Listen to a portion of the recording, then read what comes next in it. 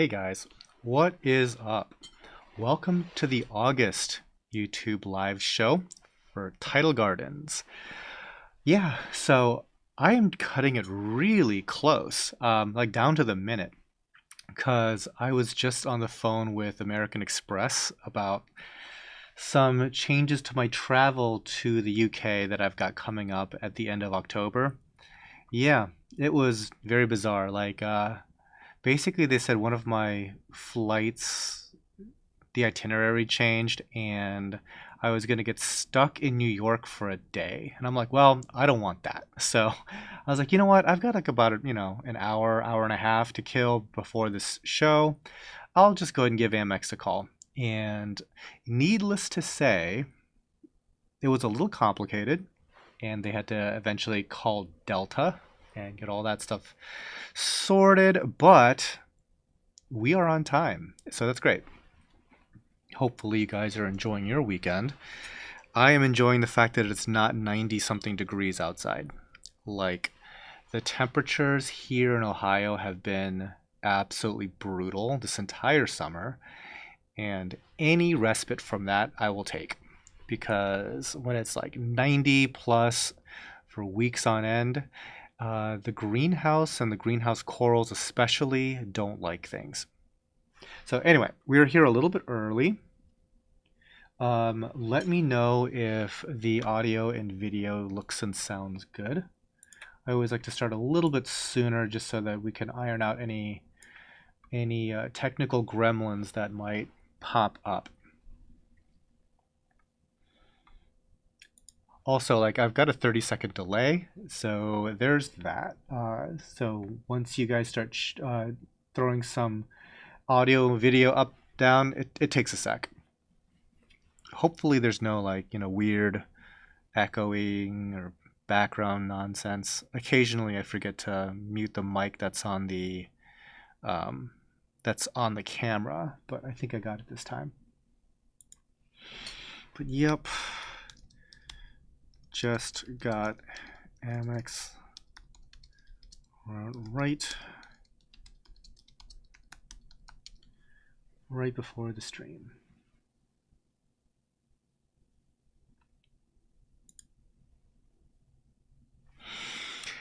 Yeah, so that's fun. It's always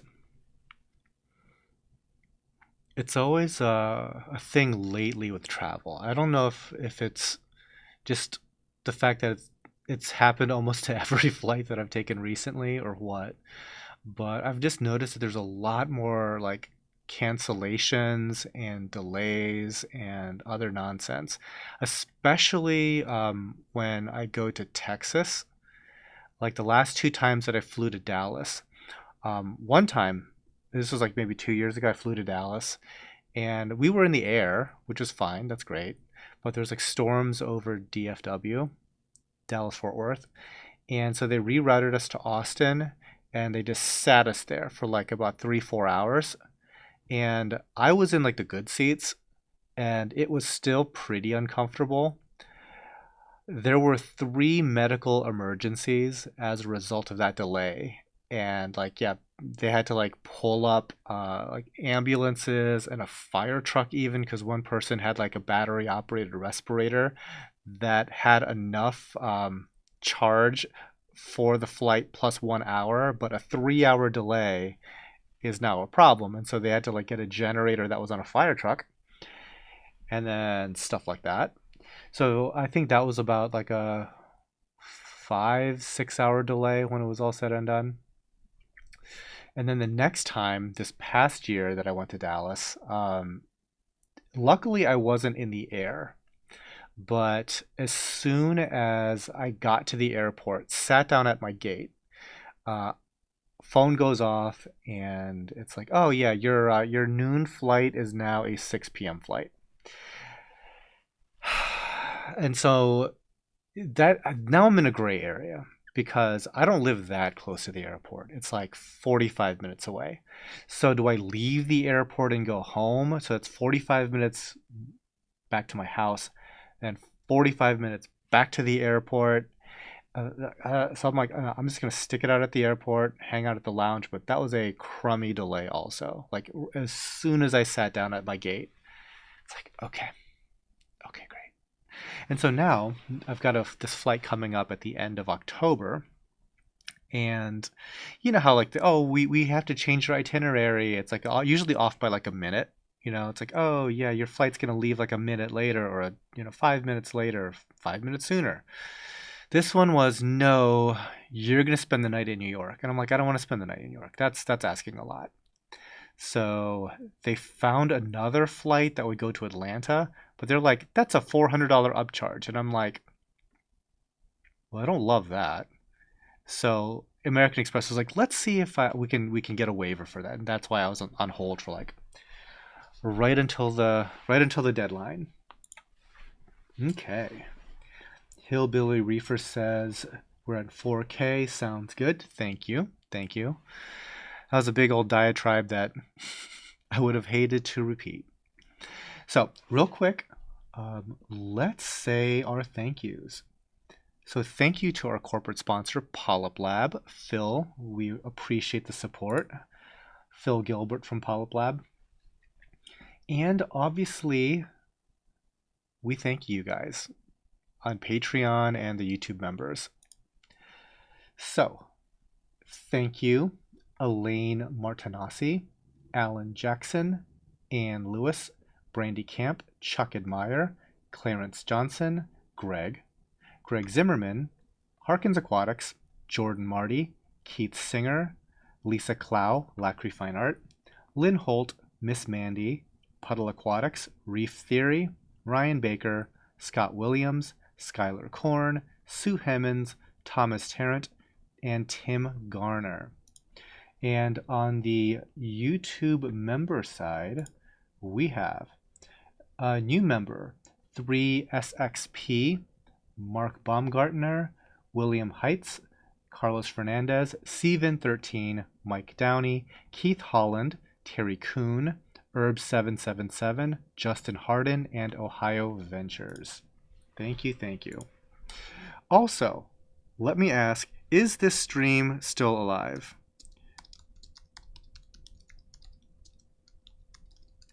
Because on my preview, it is down. So if you can let me know in chat. Is the stream alive? Okay. What's up? Are you still on hold? No. You got through? Yes. Okay.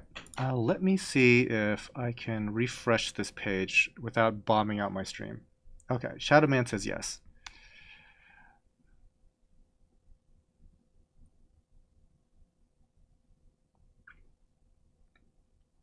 Okay. Seems to be working. Question mark? I can never tell. I can never tell. Okay. Hi, everyone. Still here. Still kicking.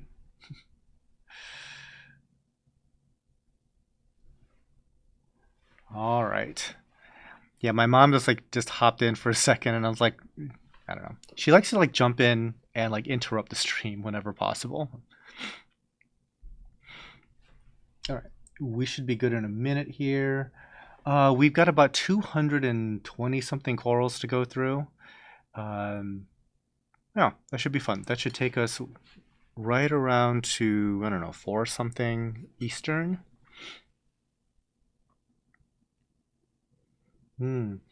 Interesting. Who's it? Armeni Custom Jewelry Design says 1080 is the highest that they can see. Interesting. I don't know if that's I don't know. I don't know what the deal is with that. It should be a 4K stream, just saying.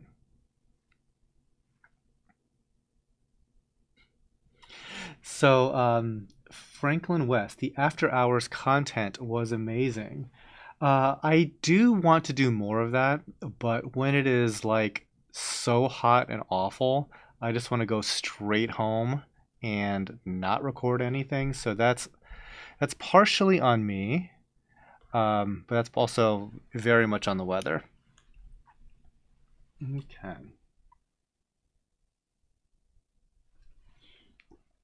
Excuse me. Right. So what else is going on here? We've been kind of busy on a lot of random things. I do have to say that like an after hours episode would be good because there is like a lot of stuff changing kind of in the background here, just operationally. It's always really enticing to try to expand the facilities here, expand the capabilities, but I think the message of the day lately has been just to try to make everything that goes on here a lot more robust. Because this summer especially, having like so many consecutive days of hot weather, it's like it exposes a lot of weak links in the chain. And when you have this kind of heat, you start to deal with some issues that you might normally not have if that heat just went away in a timely fashion. So it's like a lot of the corals just get more and more stressed. And it's like a cumulative thing. Like 1 or 2 days would not have been bad, but 2 weeks, a lot of that stuff starts to add up, which is not great. The other thing is like you might have thought that certain pests were way in like your rear view mirror. Like you could have a system that maybe at one time had like acro eating flatworms or Montipore eating nudibranchs. Those are like the two probably worst offenders you could ever run into.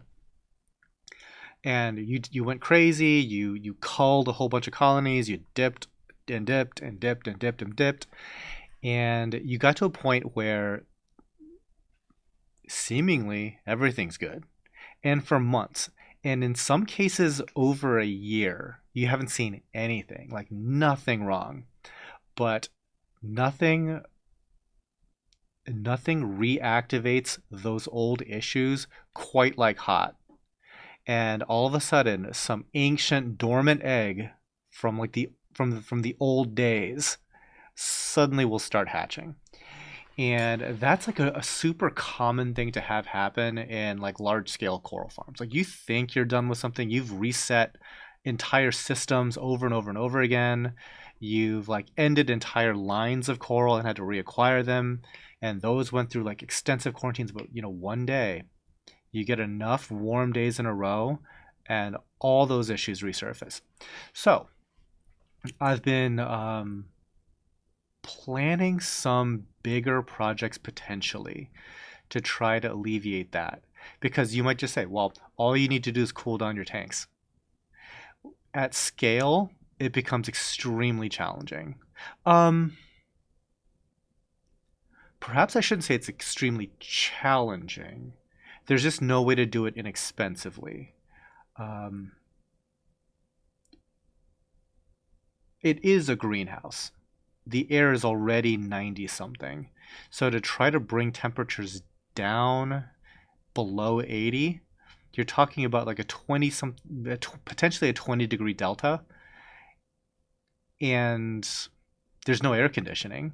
So you have to get very creative, or you brute force it with air conditioning, which is something I'm actually looking at possibly for next year. So stuff like that. Um, Another thing is like not really pest related, but just like bloom related. You can run into like dinoflagellate blooms and things like that, bacterial blooms, like because bacteria and dinos, they both do way better in warmer water. And your tanks, which again might have nothing going on chemically, different than any other time when stuff was like doing really well, but just that added element of temperature throws everything off, and suddenly you might have a bloom. And um, we run UV on almost every system, but the level of UV to really handle these things is probably lacking in our greenhouse systems. Over here in the new building, our tanks are pretty darn solid when it comes to UV. But yeah, every now and again, it's like you run into like the possibility of a bloom. We really haven't had to deal with anything like that for years. But again, this is a particularly crummy summer, temperature wise. So in brute forcing whatever temperature solution that we're like looking at, we're also probably going to have to invest in much more robust UV sterilization. And if you guys have shopped for like large scale UV, it is not that cheap. So that's one of those other things. Not difficult, just expensive.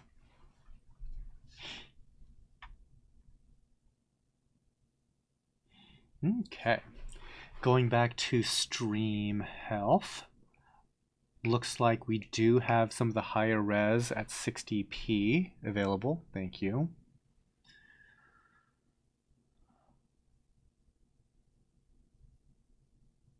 Philip. Hi everyone. Fan, thanks for the insane rainbow and Diablo Diaceres plates.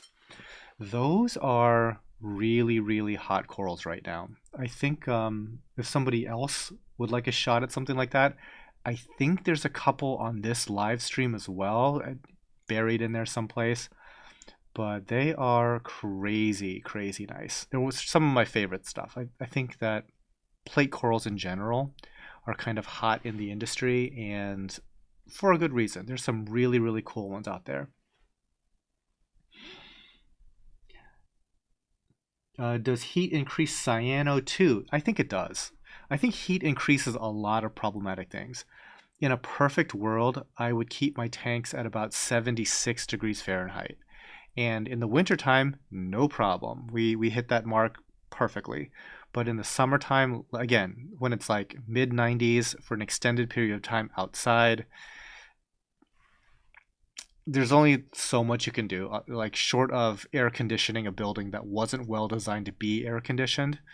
So I joke that like it's a greenhouse, right? Because it was a greenhouse, but as the years go by, it becomes less and less and less like a greenhouse.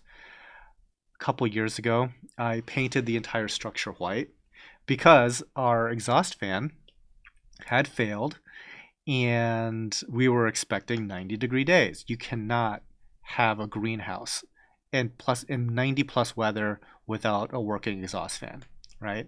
So because I could not possibly get that exhaust fan up and running or replaced or anything like that before the weather got insanely hot, I had to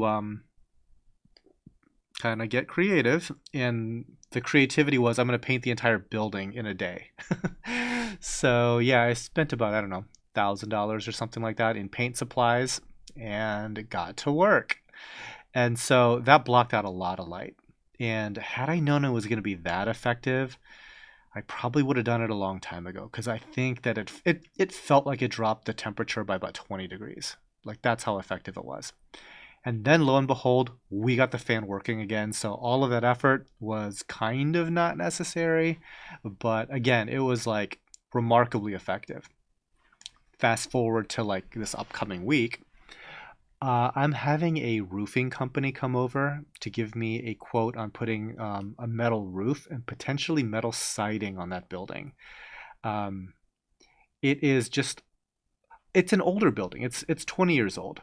So, it's got like a couple of leaks here and there, that sort of thing. But I think that going with like a more robust shell on top of everything and basically really cutting out like a ton of natural light coming in, that will help out tremendously with like the thermal gain. But if you're still dealing with 90 plus degrees extended, I really do have to start looking at air conditioning. And that might be a project for next year. But this year, for whatever's left of this summer, perhaps a roofing slash siding project is right in my wheelhouse.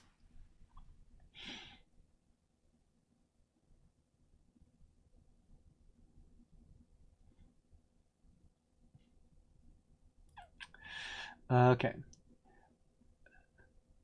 How often do you change out the UV bulbs? We change them every 6 months.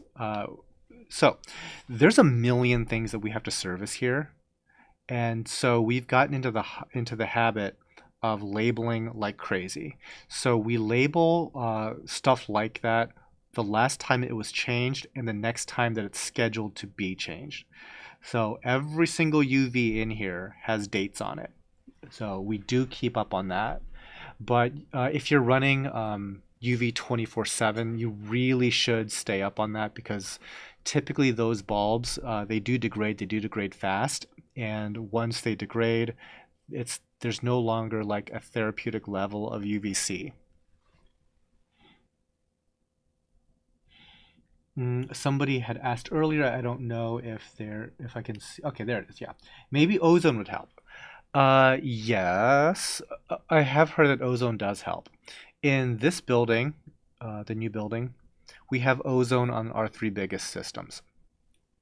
In the greenhouse, we've always been resistant to using ozone because of how humid it is. Because humidity plus ozone, especially like corona discharge units, they don't play well. And you lose effectiveness very quickly. So we always kind of stayed away from it. But because like we're seeing an active bloom right now, I just bought like a single unit that we can like move from tank to tank, and run it for like 24 hours, pretty hard. Move it to the next tank, run it for 24 hours, pretty hard, and just do a rotation. And and once we're done, we can probably like clean out the corona discharge cell and just kind of like shelve it down the road, if we are able to control the humidity in that building, which might not be possible, like it's really, really humid in there. Um, if we can control the humidity in there, then we can start talking about running, ozone full time in there. Because I'm a big fan of ozone. I quite like it a lot.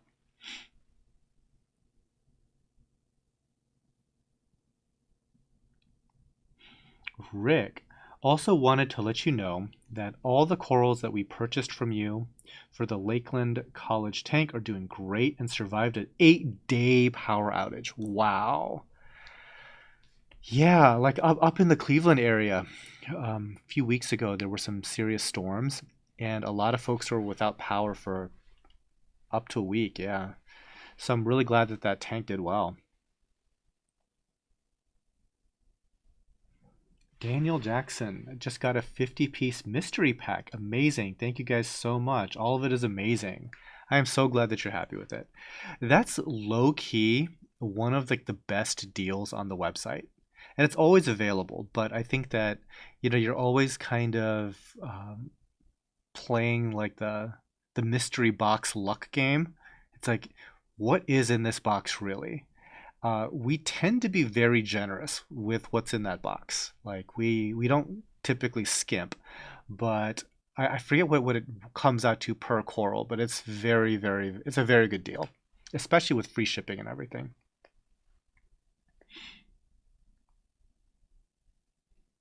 Nathan Harris, will you be shipping Tuesday for Wednesday delivery? Yes.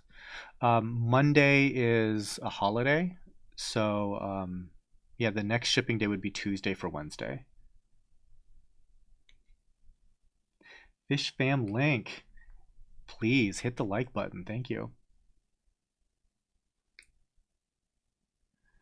Yeah, Drew Long 77. I think as soon as the ceiling is opaque, the term greenhouse becomes mostly structural and insulation based. And we've gone through and done so many modifications to this building. It's very much like a Theseus's ship sort of thing, or ship of Theseus, where over the years you've replaced so many things, you've rebuilt so many things that is it still really the same ship? Is this building still really a greenhouse? Um, Years ago, we added an internal layer of greenhouse material. So the greenhouse originally was made of what's basically called like a double wall polycarbonate shell. So you have like uh, essentially like an air pocket. It's just like the double wall is like one outside, one inside, and so you have an air gap in the middle, and that provides like a little bit of insulation. Triple wall would have two um, kind of air pockets, right? So what we did was we added in a second double wall. So we have uh, wall, air pocket, wall, big air pocket, wall, air pocket, wall. And that at the time, I think it helped out quite a lot with insulation. Um, by adding a metal shell on top of that outside wall, probably won't do a whole lot insulation wise. However, I think that it'll keep like the wind off of that polycarbonate layer, which might be good. But more than anything, it's gonna like drop out the sunlight. Now you might be wondering, well, wouldn't that kind of make it more difficult to heat? Potentially. However, heating was never the problem. Like our heating systems are so robust, the cooling systems are always like the much bigger challenge when you're talking about like large aquarium systems.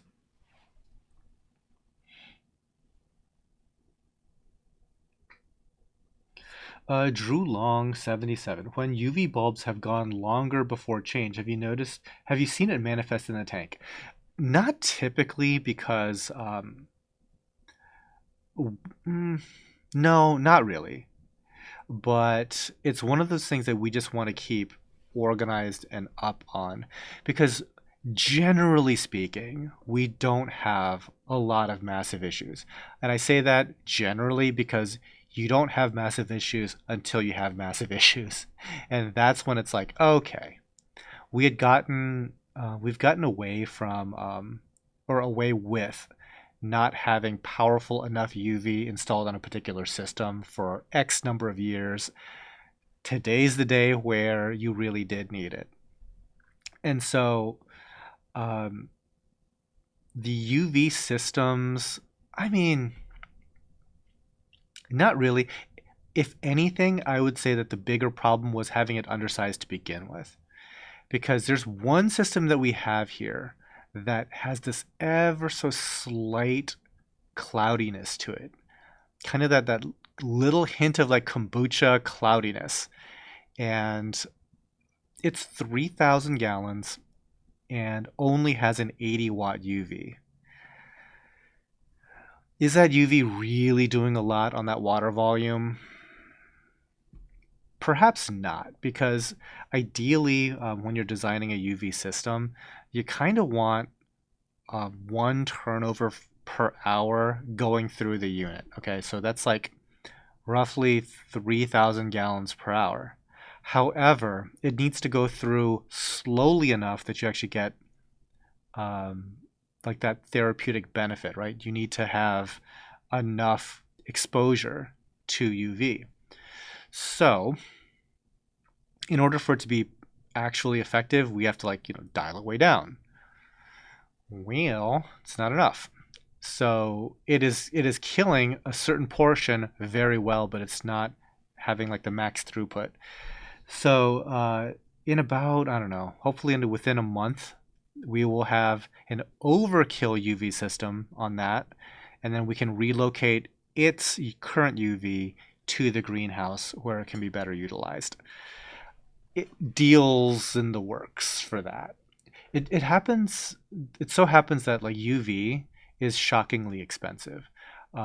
If you try to price out like a Pentair 80-watt UV, it's close to $1,000, and you have to get bulbs for that every 6 months, plus pay the electric bill on that.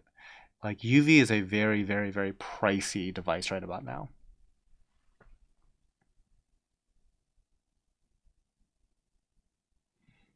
Greg Best. Just put ozone in a 150 gallon based on your advice, Dan. I love it so far. That's really, really good. I'm glad you like it. UV is always one of those things that I was straight up scared to implement for lack of familiarity with it. Um, yeah, everybody's like heard about the dangers of it with like health issues. Um, there could be issues with it degrading something because a lot of materials say that they're like, oh, this is like UV resistant. And just saying that right there, I'm sorry, I said UV, ozone resistant. And like right there, it's resistant, but it's not completely impervious to. So stuff like silicone, uh, it's supposed to be like very, very, very, UV resistant. But we've had silicone tubing that's gone bad before. So like all these like things just kind of make you a little worried. We've had a skimmer that was supposed to be like UV or UV. I keep saying that, ozone rated, and it clearly wasn't because a lot of the tubes going from like the air intake and stuff like that, some of that stuff just straight up fell apart. Like, okay, I get it. I see what's happening here. And so now I've got like serious business industrial ones. And then even then, so I got MRC skimmers. And I was going back and forth with one of the owners, Raj, who's a good friend of mine now. Because this one particular part, ironically, on the air intake, kept on breaking, like shearing in half. And he was like saying, we have this skimmer in this configuration in many public aquariums. And I'm like, dude, this John Guest fitting is snapping in half. Three of them have snapped off in three different protein skimmers. This thing is not ozone resistant. And he sourced a different one, and now it doesn't have any problems. But it did take some convincing. Like I had at one point I just asked him like, is it possible that A, your public aquarium clients have ozone systems that are not functioning? And B, is it possible that they are just replacing this part off the shelf and not telling you about it? Because, this is just one data point, and I found another data point elsewhere with somebody else's experience where it's like this particular part is not holding up to ozone. And so now I believe that he has like, changed out that part entirely for a better one. And, to his credit, he did it, and I don't have that problem anymore. But you might with your whatever that you're using ozone with, like just something random might just fall apart.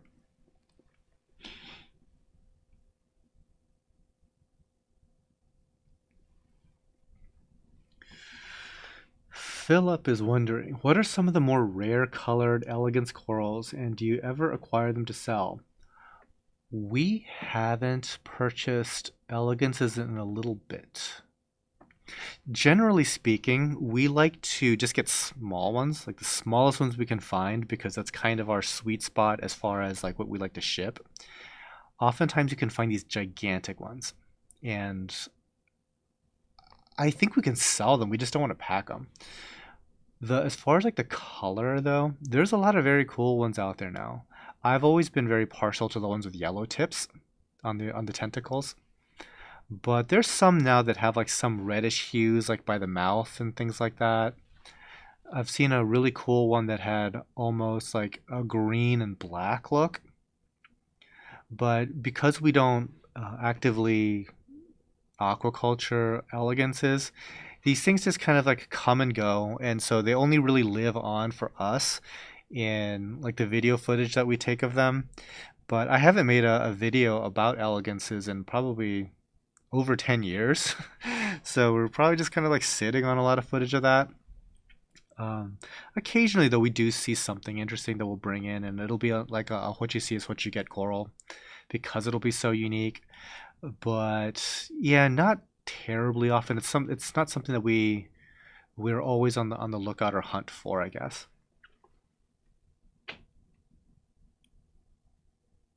Kurgan, just getting into reefing. Thanks so much for your videos. Thank you for watching them. I must apologize that I am probably one of the worst YouTubers out there when it comes to actually getting content uploaded. Um, I've been doing this for like so many years, and I've gotten to the point where like I don't feel like I have a lot to say.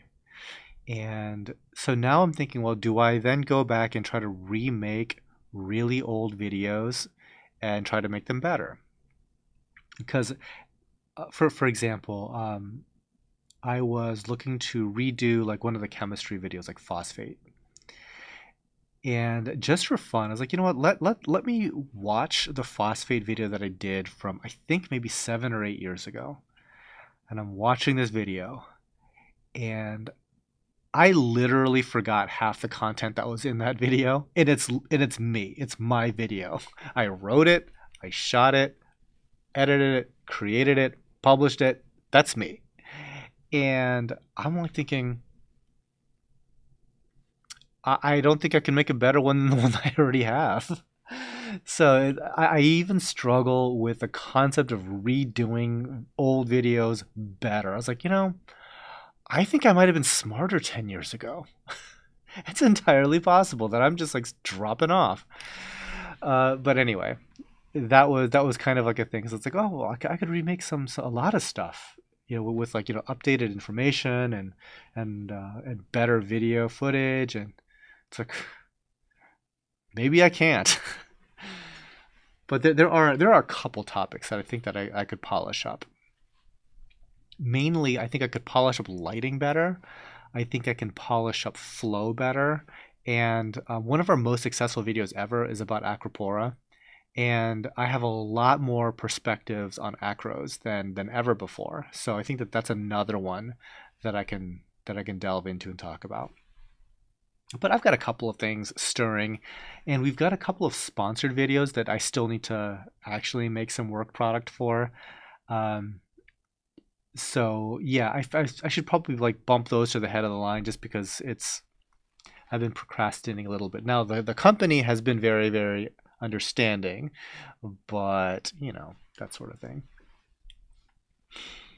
Oh, and yes, we do have some more podcasts coming. I've got an entire list of podcast guests that I've already invited. They already said they're gonna come. We're just having to work out actual travel plans and topics and stuff like that. One of which is Ryan from Bulk Reef. I would love to sit down and talk with him again. I always enjoy my time with Ryan. But yeah, I think that he wanted to get done with all of his like speaking engagements for Reefapalooza because that's like, front of mind.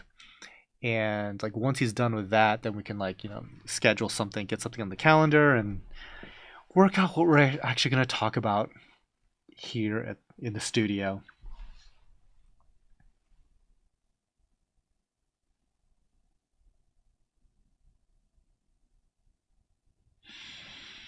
Greg Best, have you ever heard of anyone using AOP in lieu of UV? AOP is Advanced Oxidation Process. I don't know what that is. Like AOP, Advanced Oxidation Process. That's not terribly descriptive of what's going on there. There's a lot of ways to achieve oxidation. Is it so? You're saying that it's not ozone related. So off the top of my head, like you can use hydrogen peroxide. Like that's an oxidative agent that you can use, but I'm not familiar with what's going on specifically with that. So no, I would say no.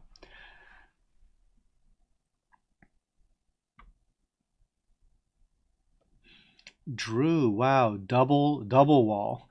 Would curiously like to see probes outside, inside, and in each pocket to see what those temperature transfers look like.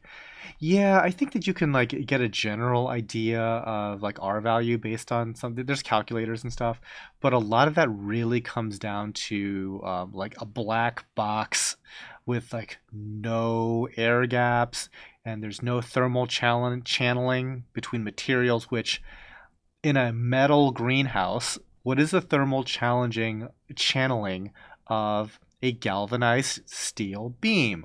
Close to 100%.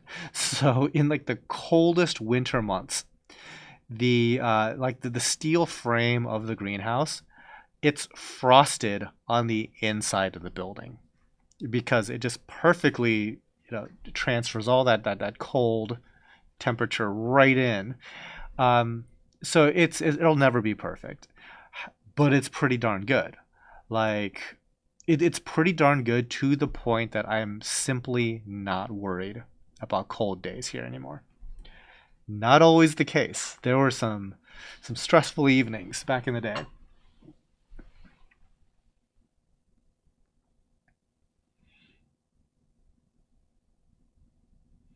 Rick says the Kermit the Frog acro we got from you is thriving. What non-green acro would you recommend we add next?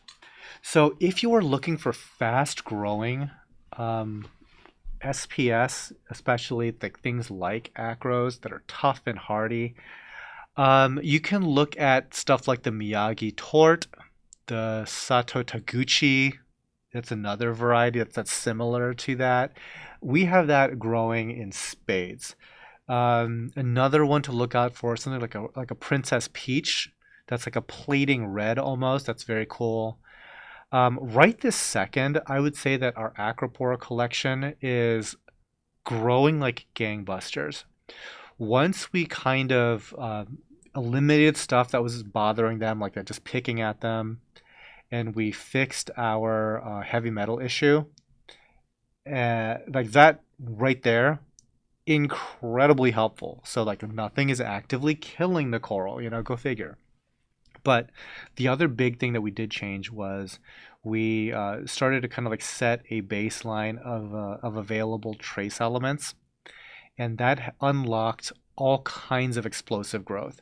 So we went from having some frail, slightly struggling frags, and then the next time that we looked in that tank, every single frag was like the size of your hand.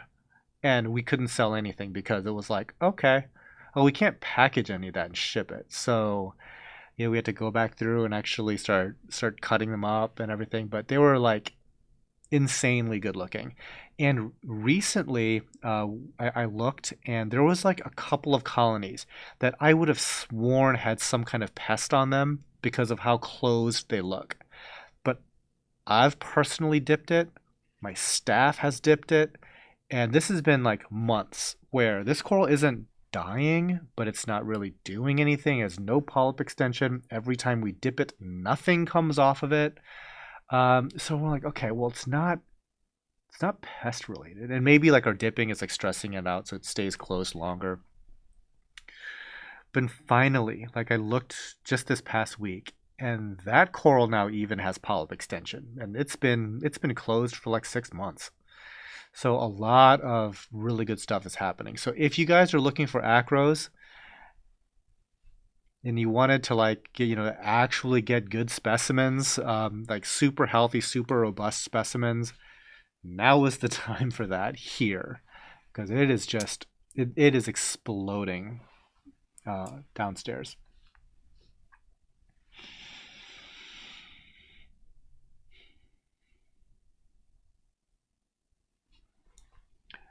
James Sulima, what are your thoughts when Ghani are partially opening? Is it too much light, too much flow, etc.? Tougher to say. Oftentimes, I think that what bothers Goniopora is like microscopic stuff. Like whenever we are like very suspicious of something going on with Gonis, I'm not talking about like a flatworm that's like clearly eating your LPS, right? Because that's pretty obvious. You would see that right away. But if you start to look at like practically microbial things, you start to see a couple of trends. Like, maybe there's a practically microscopic crustacean that could be bothering it. Generally speaking, we don't have those issues because every now and again we will zap a system with interceptor. Um, Funny story. I think of all the places, we might be one of the few places that actually does like interceptor legit. because we got a vet, and it's not one of those like, oh, like just prescribe it for my cat, wink, because we need like cases of it. When you have to order cases of something, it is highly suspicious if you're getting cases for your 12-pound cat, right? Um, so no, we need to have a vet come and make a site visit, a vet that knows what this is for, and also works with our local zoo.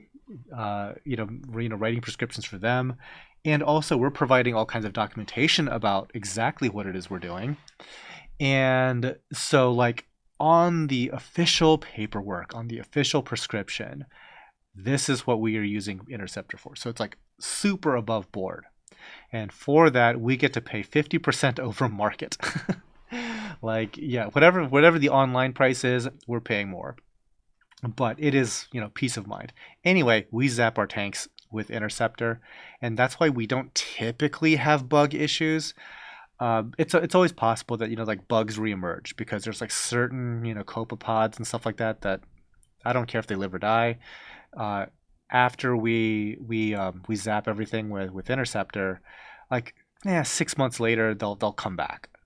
So I guess it's possible for anything to come back from Interceptor, but the fact that we do like constantly depress their populations, the chances of it being the issue for us for the Ghanies, less likely.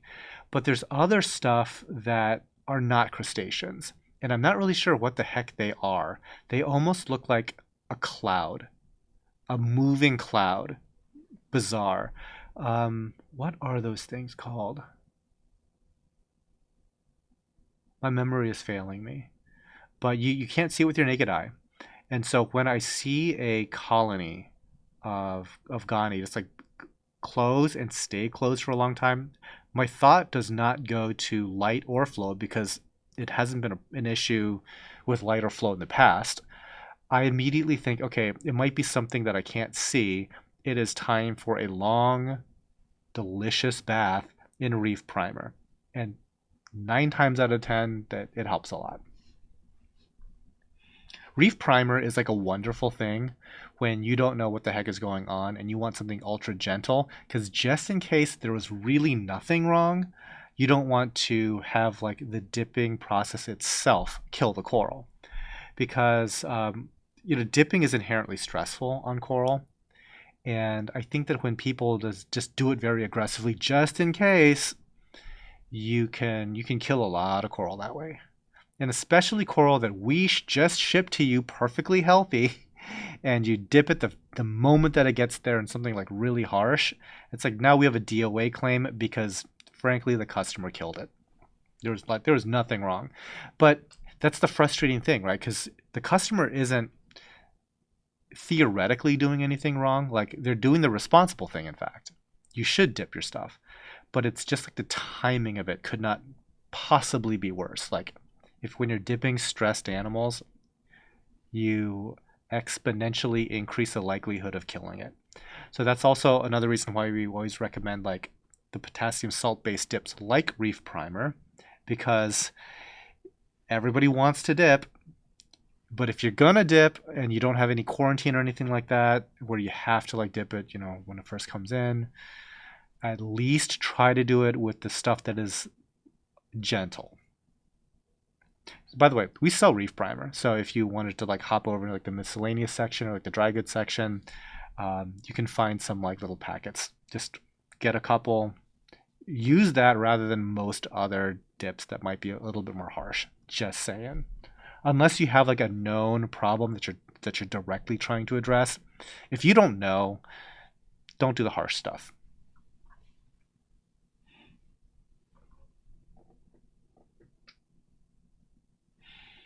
Okay.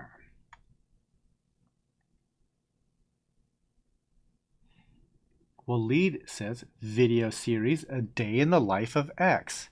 X being yourself or other people that work with you. So, funny you mention that. Practically nobody here wants to be on camera. So that would be a little challenging. However, you know who does do that type of series is the Fritz Aquatics channel. So that would be Sean and Evie. they do like that. They do like a a day in the life of at a particular like wholesaler or like a particular retail shop or like a service company or something like that. And they had visited like 2 years ago here, and I was like, you know what, we should do that here. And as a joke, we just wouldn't do anything. Like we would just like completely not do work the entire day. But anyway, that was something we had talked about. Philip, can you share with us the most expensive coral you've sold? What is the most expensive coral that I've sold? Generally, if I had to guess, it's probably an acanthophilia of some kind. For the longest time, those have been expensive corals to get, uh, almost never really cheap. And there was a time when uh, Indonesia was shut down entirely. So the price of Indonesian acanthophilia went through the roof. And I don't know, I might have sold it for like a few $1,000s, something like that. Greg Best, hydroxyl based cartridges. AOP. AOPs are a collection of techniques that use oxidizing agents to create a hydroxyl radical, which is highly effective at breaking out organic compounds. Okay, so it's chemistry, right? It's chemical based. No, I have not. Also, would that even be necessary? Because, like, what's wrong with hydrogen peroxide?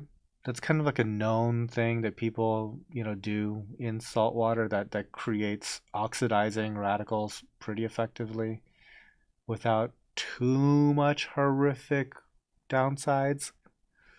We just started to do that, by the way. Like while we're waiting for our ozone system to come in for the greenhouse, that we can like move tank to tank.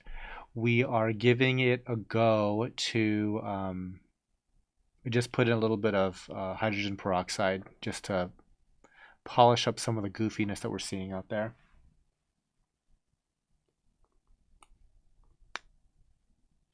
Reef Ed.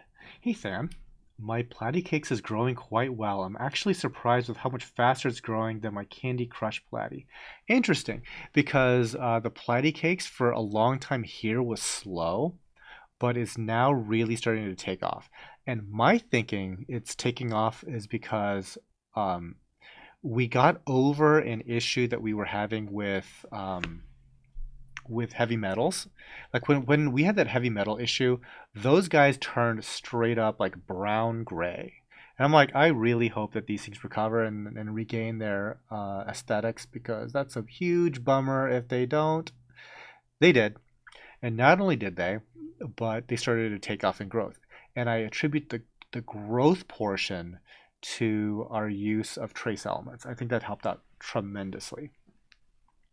And this is coming from a guy that really wished the opposite was true, that trace elements was just old wives' tale, utter nonsense, just expensive water. You are all so dumb. You spent money on this. Ha ha. No, it really did help.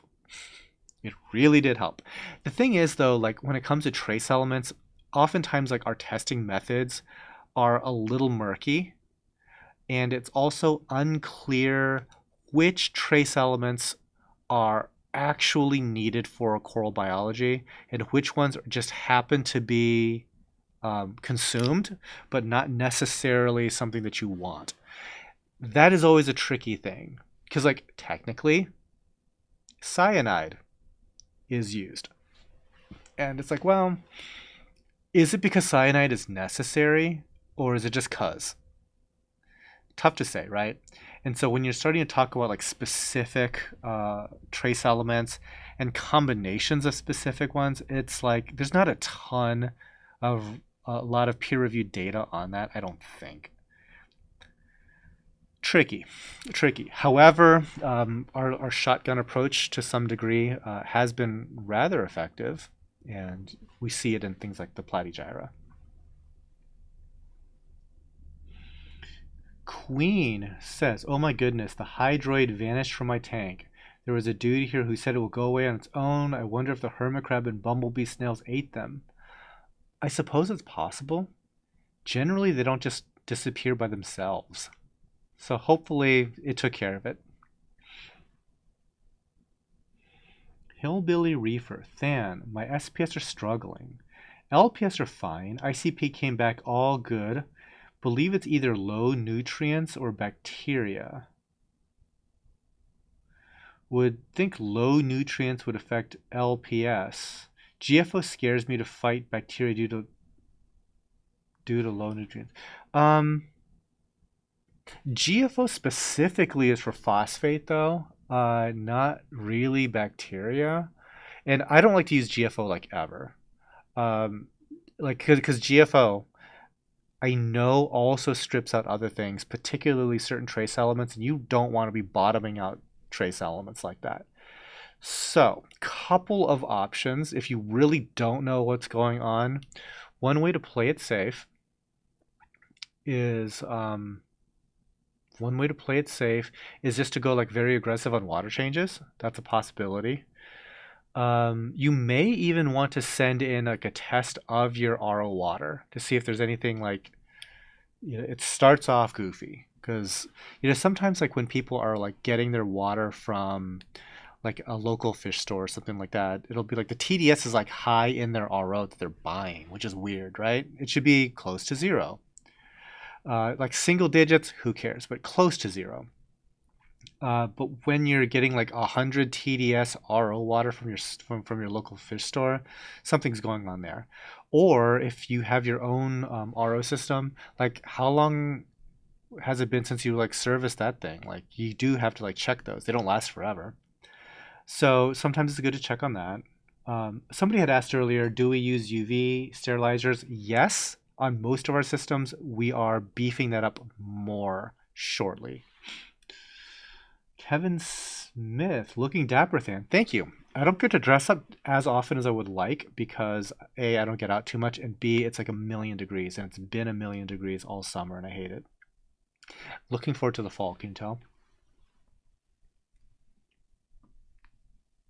Drew, I check immediately and breathe a sign of relief when I look at getting a coral and see there's a TG vid on it. I would love to see the library fully covered, especially now with your expanded experiences. I might be getting more into that.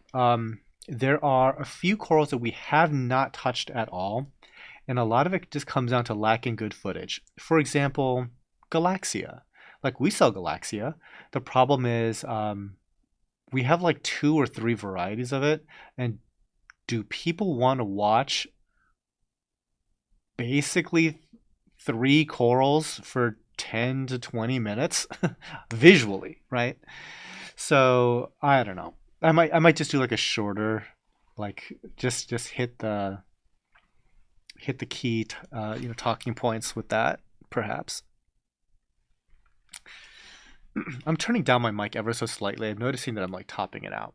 So sorry for blasting your ears if that happened to be the case. Or if I'm not too quiet, let me know. I'll give it a little bit more juice again. Bay Area Reefs, how's it going? What dosage are you using for hydrogen peroxide?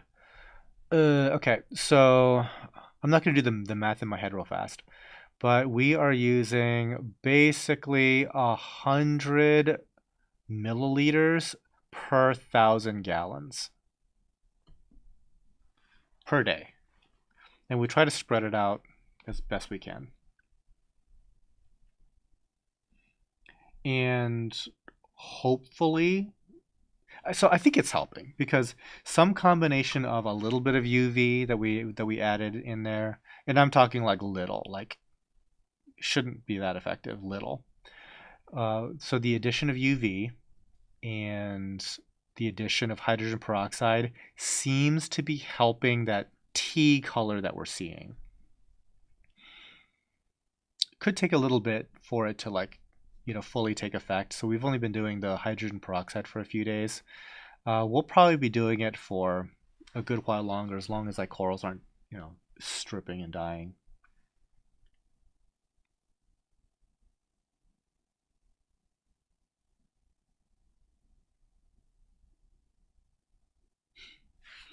Philip is saying, A day he's okay without a day in the life of footage. I got like this 80 count email thread going on with Ben. I want to keep the mystery of him. Well, good, because he is like the most doesn't want to be on camera guy out there.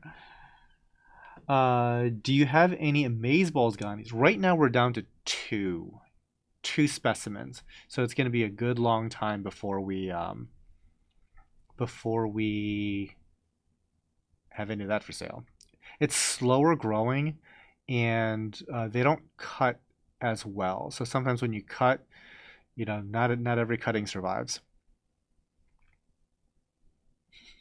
Dan, if I send you a Warrior basketball jersey, will you wear it on your next live stream? Absolutely not. Tom Lake, Glitter Bomb Ghani. Uh,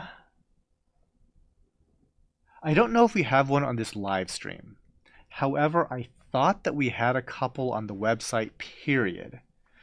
Um, by the way, I don't know if you guys knew, but we're running like some concurrent sales.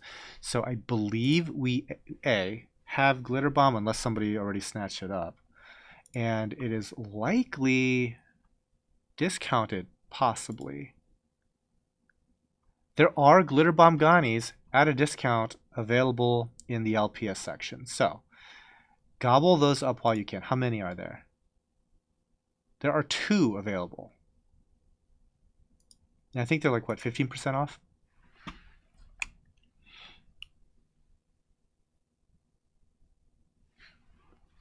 Crazy Bear is asking, or saying, you should look good in a pinstripe suit.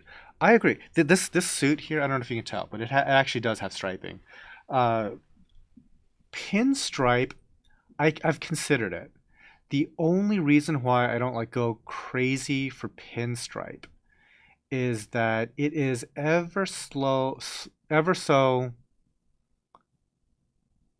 how best to say it? It's a little bit less flexible than some of the other things that I wear. I have two striped suits, and I tend to go to them less than some of like the solid fabric suits.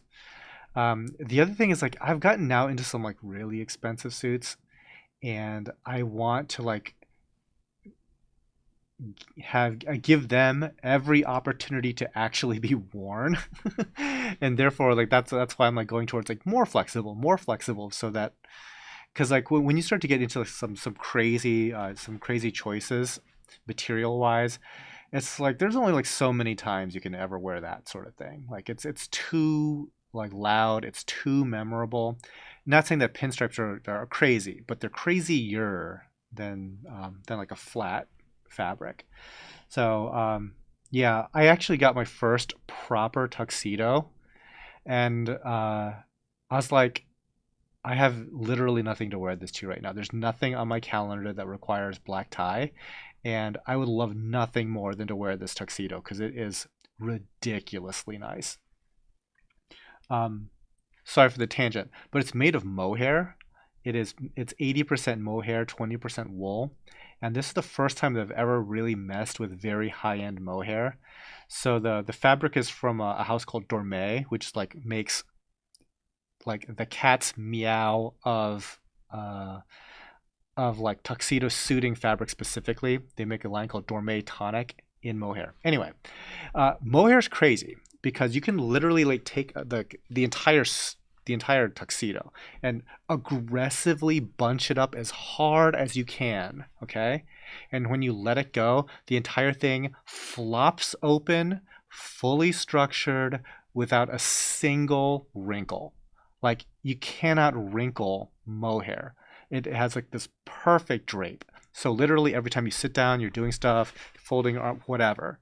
As soon as you like stand up, it is as if you just came out like of like a steaming session for that fabric. Ridiculously cool. So anyway, I'd like to perhaps wear that once or twice. See what happens when somebody says anything about clothing. I'm just gonna start talking. Okay. Massi Mitra. I get my water from a car wash station that provides the water for glass washers. 25 gallons for €2 in Holland. Okay, interesting. Interesting. Alex Pixie, what if you did in-depth coral talks in a podcast setting for the ones you don't have much of? I don't know. I think that the format really lends itself well to like um, less conversation and more like authoritative directive type content. So you not even to see me on camera at all, like focus purely on the coral and almost like the people that I think are going for like the coral care spotlights and stuff like that, they really just want like a rundown of like the pretty much like the care requirements, things to look out for, some background information, but just like very structured in and out 15 minutes, let's say, something along those lines, you know. I think that like a long-winded hour-long or even like 30-minute long conversation might not be as helpful.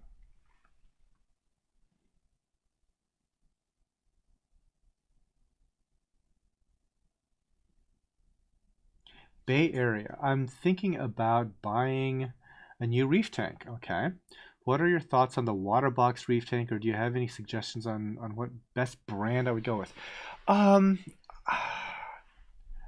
I think when you are looking at some of like the pre-made brands, okay, so I have to preface this. I have not owned a water box, and you're asking about water box. I had briefly owned a Red Sea, and I ended up returning it. There's a couple things I didn't like about that. So the shopping list mentally that I go through whenever I'm picking a tank, I like thicker glass, so at least half-inch thick. I like overbuilt glass aquariums. Bonus points for armored seams. I know that some more manufacturers are starting to include that as a feature. I'm big on that. On the vertical seams, on the horizontal base, like the internal Euro brace, so to speak. I'm a big fan of external, on the rim Euro brace. Some people really do like that rimless look. However, the functionality of having a rim is so good for just like working in and around your tank. Huge, huge, huge proponent of that.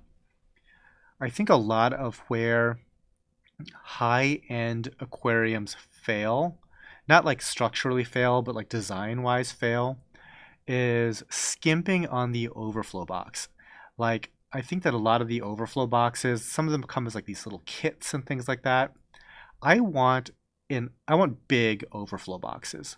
Like practically like give me an entire section in the tank for the overflow.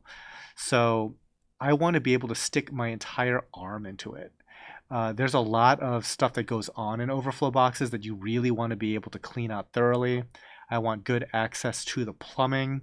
I want to be able to install a Maggie muffler, which is every bit, the size of like a Cornish hen, inside your overflow box. That sort of thing. Like I want a lot of access to that space. So I guess that dovetails into the talk of the plumbing coming in and out of that tank.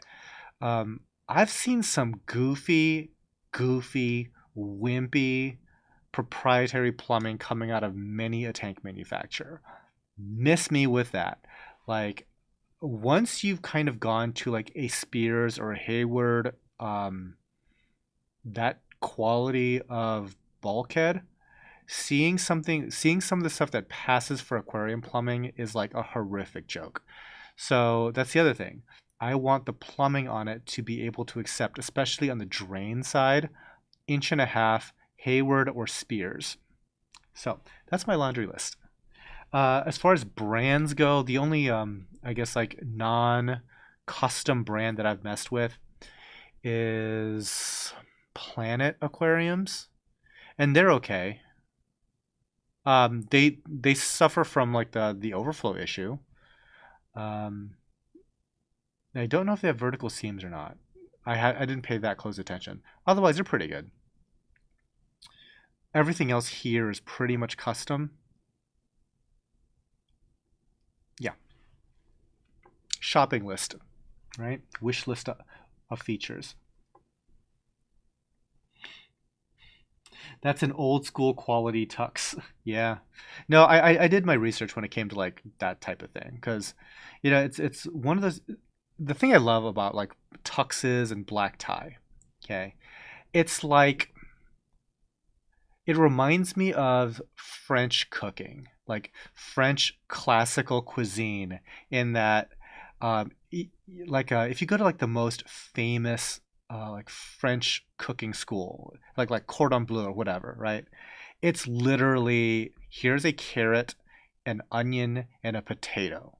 If you can cook this, okay, this is a classic flavor profile that works. You should be able to make a 3-star Michelin meal out of these 3 ingredients. Go. And in a way, like black tie formal is that it is so prescriptive that the only way to do it well is to have such refinement in your choices within that. When you start getting goofy and start putting raisins and stuff like that into whatever your French dish was, Karen, it's screwing it up. That's kind of like when people try to like make a style statement with black tie, you always come out goofy.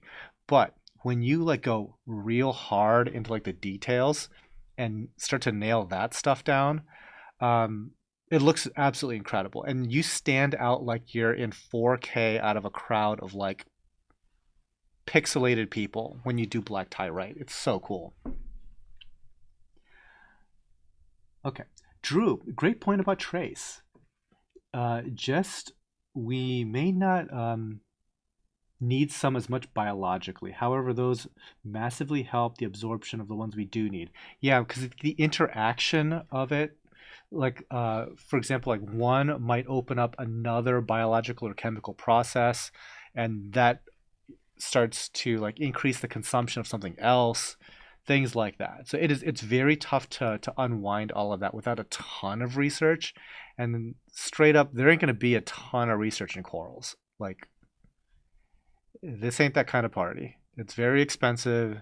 There ain't that kind of money at this dinner party. T Barrington, wear it on the next live. I should. Oh, the cool thing about mohair, like a mohair tuxedo, is that it looks like it glitters. And there isn't glitter on it. It's just the natural property of the fabric itself. So you get this fabric that cannot wrinkle and almost has like, it's not even like a sheen. It doesn't look like a shiny polyester. It really looks like it just catches light weird and glitters. Like phenomenal. Phenomenal fabric. You need to breed and brand your own high-end tuxedo urchins. You are not wrong. So I had mentioned at the start of the stream that I'm going to be going to the UK. While I'm in the UK, I'm going to be spending a little bit of time with Dr. Jamie Craggs. He is one of the main guys that really launched us into this new era of coral spawning. But as a side thing about coral farming, or I'm sorry, coral spawning specifically, is you also need to be a very good urchin breeder, because when the acropora, he mainly works with acropora. When the acropora they settle out, algae will overtake and kill them. So he had to find herbivores that are small and gentle enough to eat the algae but not kill the coral. And tuxedo urchins happen to be the best choice for that. Like as soon as you get all these little baby urchins, they're roughly the same size as the coral, and they sit there and they just eat and eat and eat. And he ends up just giving away thousands of adults later. And I'm over here like, you have no idea how much time that would save me to not have to like go so crazy about algae control. It would save me so much time in buying snails.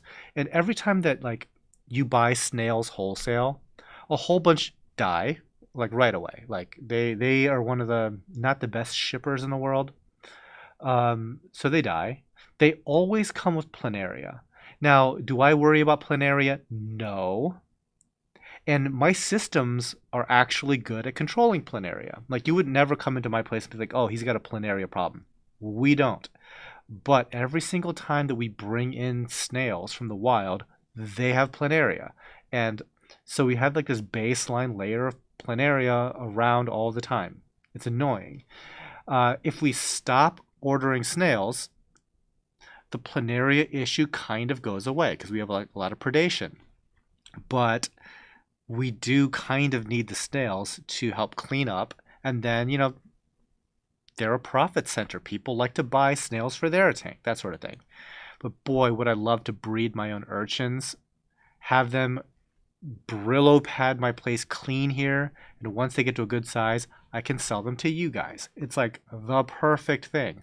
I just need to like remember how to actually breed these urchins. So I'm going to be talking to the coral spawning godfather about urchin spawning because I actually don't want to spawn coral right now. But urchins, I'm all about all that action.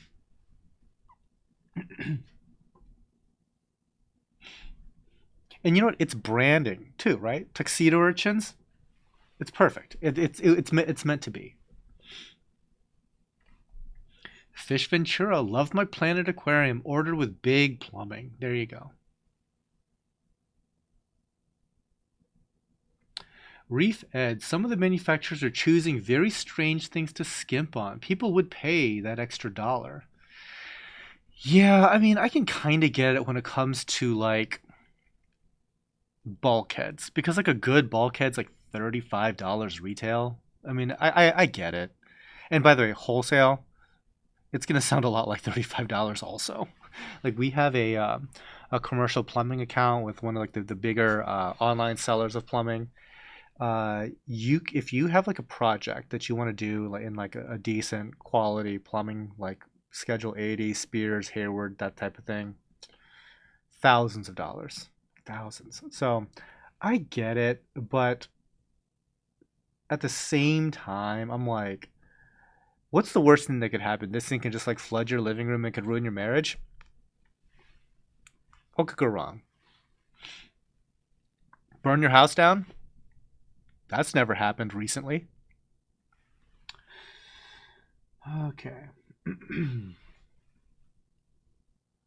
It would be awesome to see that process, even cooler to see it at TG.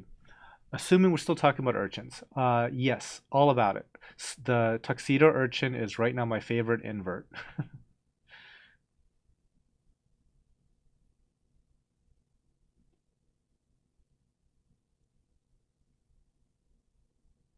Yeah, elegance corals, Philip. They can kill a lot of things. Like they're really good at killing snails, and one of mine might have killed a. It might have killed an urchin. That is, it's weird because there's a lot of things with tentacles, right? But elegance corals specifically like to kill stuff in the cleanup crew.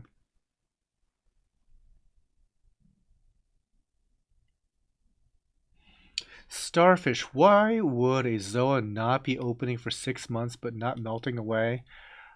I have a feeling that you might have like a microfilm algae funk going on.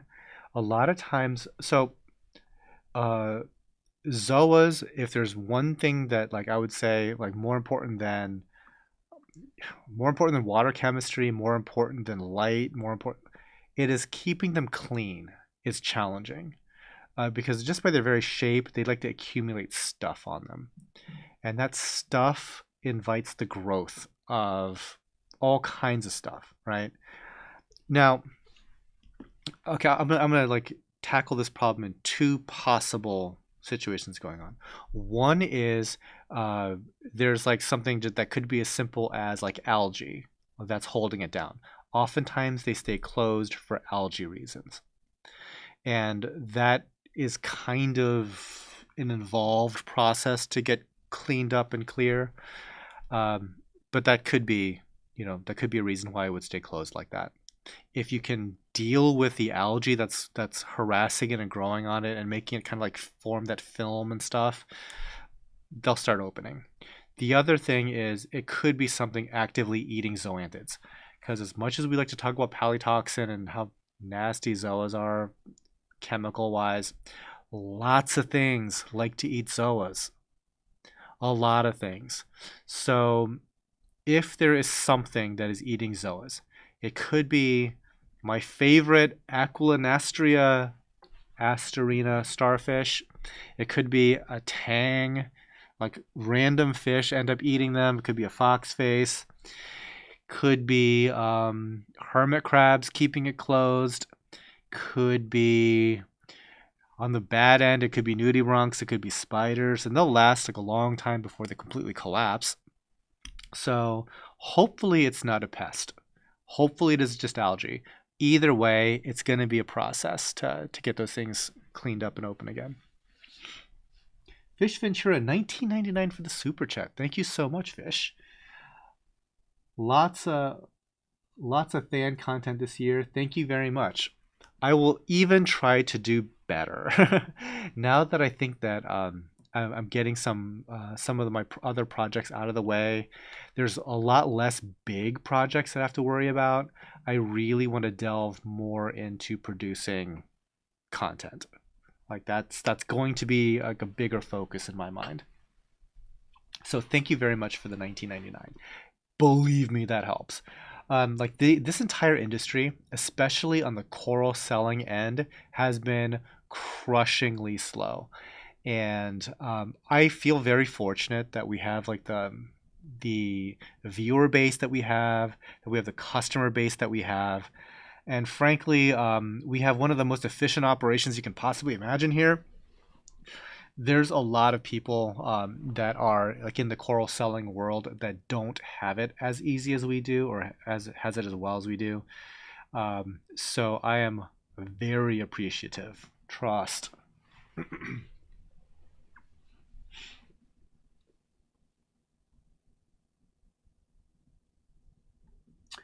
Drew Long, free adult urchin with every $100 order.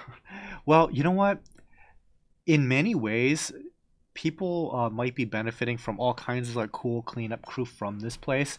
Like for a while, we had an explosion of Aptasia eating nudibranchs, and so I had to like make a video saying, "Hey guys, it's entirely possible that you might get an Aptasia eating nudibranch on one of our frags because we just have like this explosion." So I made like an entire video outlining the differences between that and like a Montipora eating nudibranch. It's like, hold on, you might not have gotten a pest. You might have gotten a free $30 nudibranch. Okay, you should be thanking your lucky stars that you got one of these things. Occasionally, like people get like stomatella snails. Some people get like micro brittle stars. That kind of thing. And down the road, if we ever do like the farming of tuxedo urchins, it is entirely possible that you might be getting a lot of larval tuxedo urchins coming out of this place. What a good problem to have.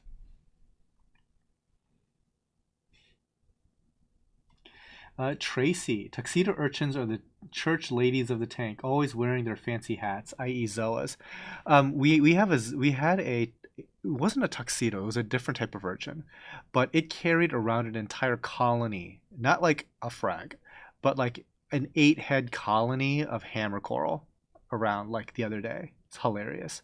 And also, somebody had at some point got a 3D printed top hat and stuck it on one of the urchins, and it's been like carrying that around for a whole week. That's kind of funny. Crazy Bear, are you following Cristiano Ronaldo? No, I'm not following anything like soccer related. However, I did see him come across the timeline, and I don't know why. Like for some reason, I thought that he's been retired for like a very long time. For some reason, I don't know why he popped up. So I don't know. In chat, let me know the lore of why people right now are talking about Ronaldo. The silent one. A lot of us quit due to salt is $100 a box now. Yeah.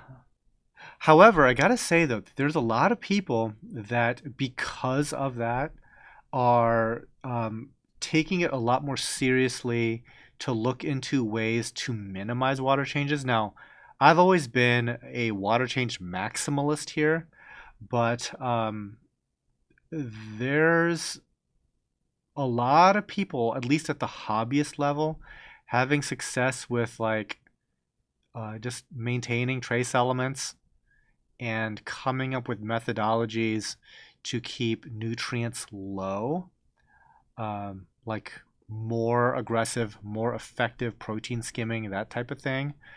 So I think it's more possible now than it's ever been to do fewer water changes. On a facility like this, that might be a little risky, but for home aquariums, I think there's a lot of people having reasonably good success with it. I am not going to hate. Reef Ed. Dan, can you recommend a lens filter for some decent photography under blue heavy LEDs? If you are talking about a phone, uh, any one of those orange filters is probably going to be the best you can do. I think phones generally aren't great at it, but you got to work with what you got. So I know that like Polyp Lab makes some clip-on stuff. You know what? If you have an iPhone, I think that the new Polyp Lab one it's interesting. I don't know if I'd like it or not just yet. By the way, Polyp Lab, thank you, sponsor of the Tidal Gardens channel. Thank you so much.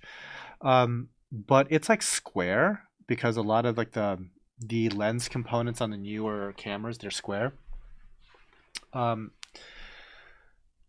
and it has like these little stick-on magnets that you put on your phone, and then you stick this thing onto your phone, and it like just like snaps in, which is like it's kind of nice to not have to like fiddle with the clamp, but not everybody wants to put a sticker, an adhesive magnet sticker onto their phone directly. And then I happen to use like a case, like one of these like leather cases, right? And so I have it underneath, and it does work through the case, kinda. But if I shake it, it's gonna come. Why am I shaking my phone, right? But if I do shake the phone, it can come off of here. So that's that. I mean, like a clip-on wouldn't necessarily do that, but even the big clip-ons are kind of unwieldy to get across all of the lens elements. So okay, that's the phone answer. The if you actually have a camera, the lens that you're using has like a thread size 72 millimeter, 58 millimeter, whatever it is. Okay. You want to get a Tiffin 85B orange filter. 85B, that's what you want. That is the gold standard for orange filters for like mirrorless or DSLR cameras.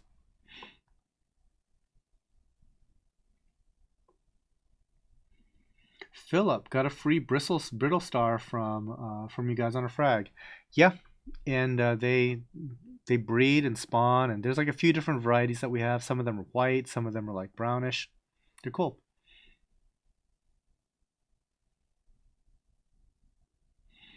Alex Pixie, can't wait to order my first coral. My radion will be here in 3 days. Do you think it's okay to start with a bounce mushroom?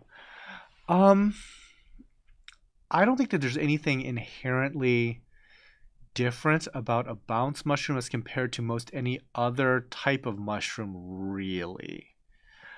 The only difference is that a bounce mushroom is kind of expensive, but there's expensive, discosoma and stuff, like the clectus and that type of stuff.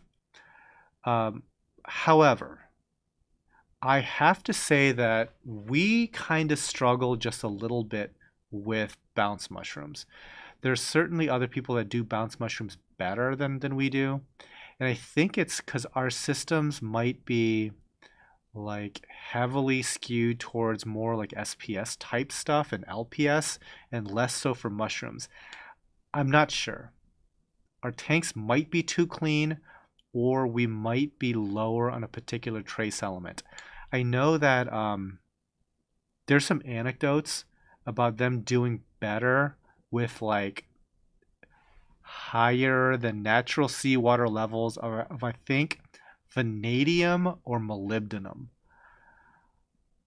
Look into it yourself. It could be utter nonsense. You could literally be poisoning your tank. But it is out there in the discussion, let's just say. And it wouldn't surprise me if we were low in something that a mushroom might want.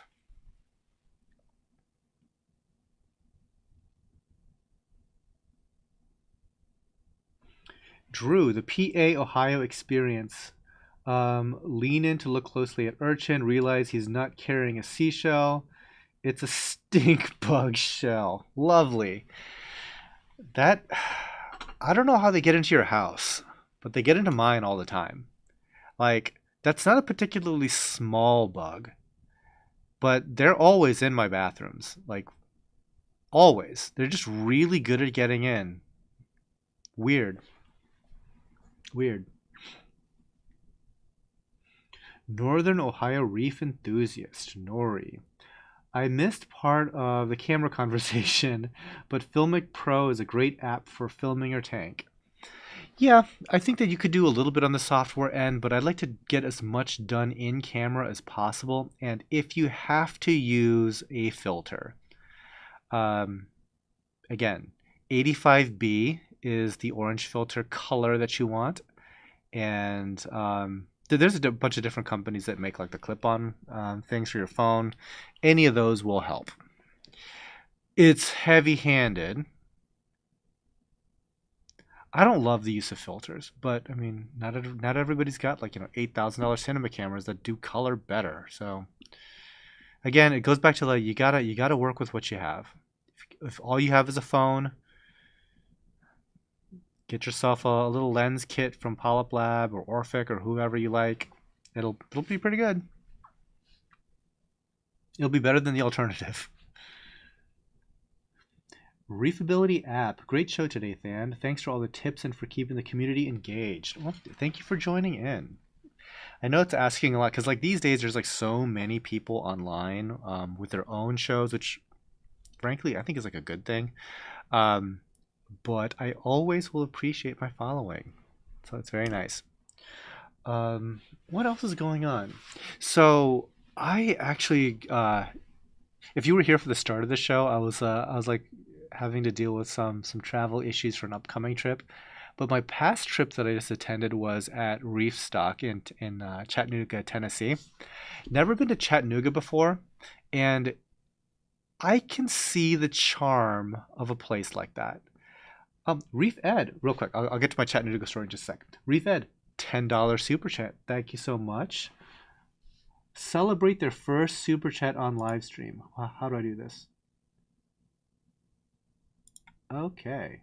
I don't know. I just clicked on it and maybe I just say thank you. Thank you, Reef Ed. So anyway, Chattanooga, charming little town. What I liked about it was that there were so many little independent restaurants and stuff like that in this very cute, pretty downtown, very outdoorsy, picturesque, and but everything was like very like quaint and accessible. So when I land at a new airport, a lot of it does blend together, right? It's like, okay, I'm going to head towards baggage claim. That's also where ground transport is. I wonder, what a hassle is it going to be to get an Uber, whatever. That airport is microscopically small. Like it has a total of 8 gates, and from what I hear from like the locals, 5 of those gates are new. So it is a small airport, and it really was like, oh, okay, I just popped out of this airplane. I walk like 5 steps down the escalator, and that set of double doors is where you get your Uber. I'm like, oh, well, that's nice. It's not like Atlanta where I have to like take a train to the next terminal or something like that. It's just immediately just pop out and you're out, which is wonderful. Again, I really liked all the little quaint little restaurants and stuff like that. That was really nice because oftentimes you just see too many chains after a while, and like here in Akron, there's like it's dominated by chains. and like there's like a handful, maybe like 3 or 4 good restaurants, I would say. It's not very good. So it's just inundated with like subways. So yeah. Anyway, the conference itself, uh, definitely slow, but not unexpected given a couple of things.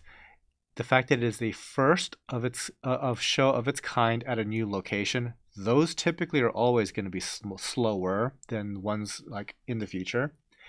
And it um, is also in what I like affectionately call the summer of death, where the entire saltwater industry is like crushingly slow.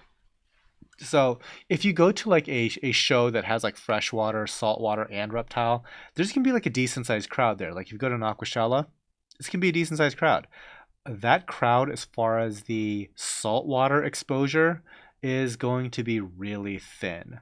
So like the vendors at an Aquashella might be like, it's a little tight. It's a little tight. But at every other reef aquarium only show, it's going to be like thin. It's going to be really thin. And part of it again, it could be just like how slow this particular summer is. This is like the third slow year in a row that's capped off by like a really slow summer. So it's been a long time coming. But it's also possibly like a saturation of shows. I remember when the only big show that there was like Macna. It was once a year. That's it. Now, how many Reefapaloozas are there? There's like the one coming up here in California. There's Chicago. There's Texas. There's New York. There's Orlando. There's five Reefapaloozas. There's Aquashella, Chicago, Dallas, Daytona. 3? Just 3? Am I forgetting an Aquashella location? I don't know. Magna is no more, but they might come around in some new iteration. Not really sure. Um, Going slightly into like the bigger category, there's like Super Zoo in Vegas. Um, there's another big show in Orlando. Um, and then there's all like the regional shows. Like there's 2 reef stock locations now, Denver and Chattanooga. There's, yeah, like I said, tons of regional shows. And then you're going down into like the tiny like micro frag swaps. So I think like every weekend is like a multitude of shows. So I think that the era of like a super well attended like bigger show during like a slow time period in the calendar and a slow like economic environment is always going to be like thin. So not great for vendors that had paid quite a lot for for booths and everything like that, and are like looking around saying, where are my sales? Am I going to break even? Stress.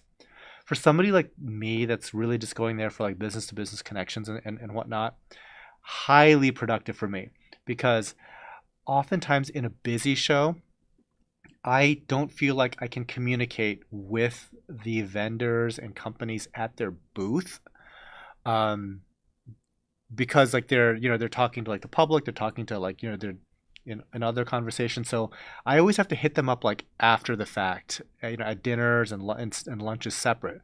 But if I'm at a slow show, we have a lot of time during show hours to get a lot of stuff like hammered out. So that's kind of like very good for me.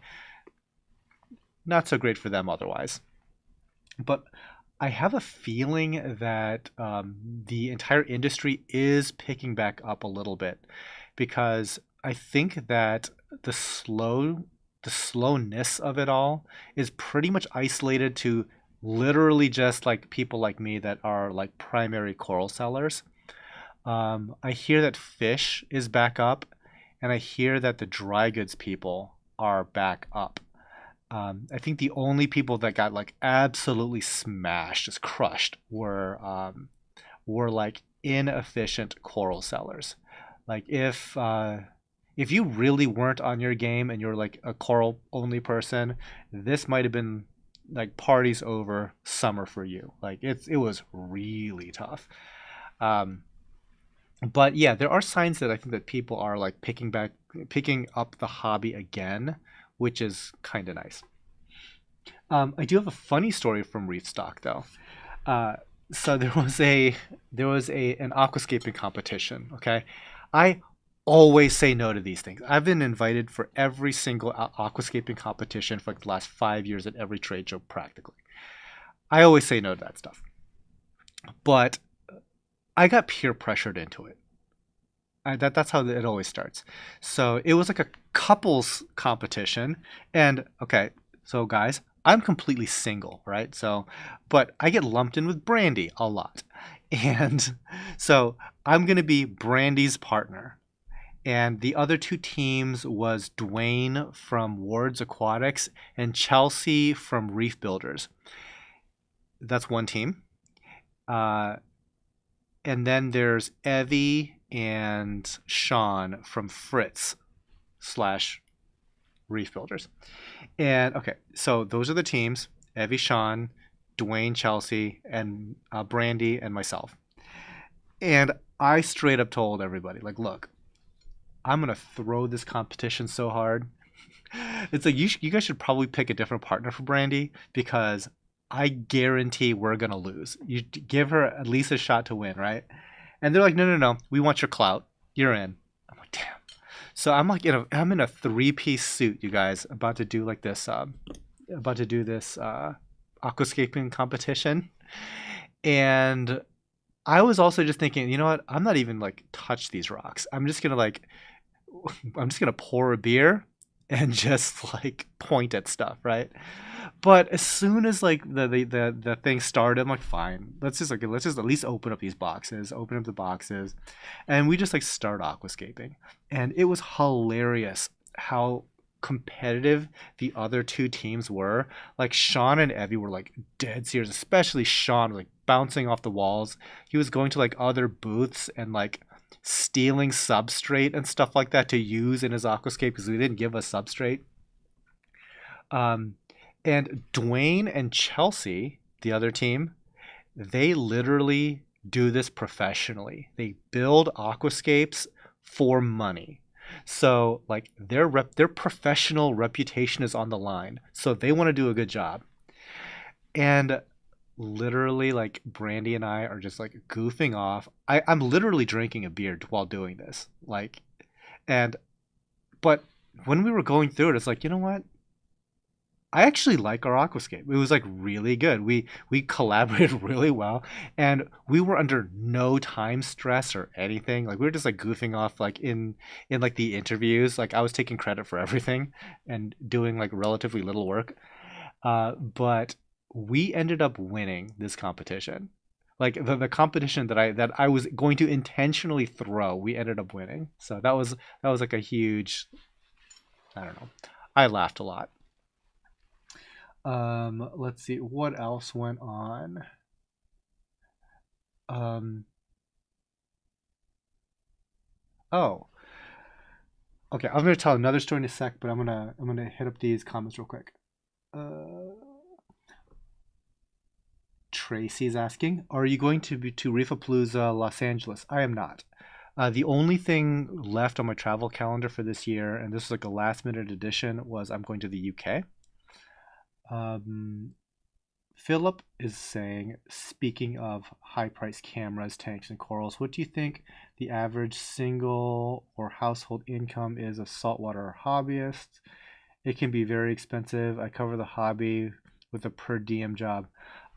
You dude, I don't know. Like, I've seen the entire spectrum in this hobby. Like, literally, people that probably should be more mindful of their finances, all the way up to like multi-billionaires and everything in between. What's the average? I mean, it might just be like whatever like the median household income is in the US. what, which is like depressingly low. I think it's like what, 70 something thousand for a household. Good luck. Crazy Bear, do you ever feel burnout or feel like sometimes your enthusiasm goes away? I think that my enthusiasm has been gone for a very long time for a lot of things. um, no, it changes, right? So, like, am I enthusiastic about setting up a reef aquarium? Absolutely not. But am I enthusiastic about aquascaping? Hell no.